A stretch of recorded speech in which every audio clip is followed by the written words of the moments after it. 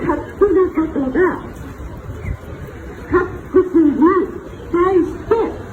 中国共産党はやっております。私がこんなところで大きな声を出さなくても YouTube などにいっぱい拡散されておりますから皆さんご存知だとは思いますけれども、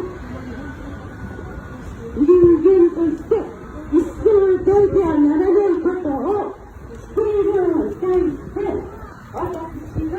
日本人として業務自分だけではございますけれども協力させていただいております。ご覧のように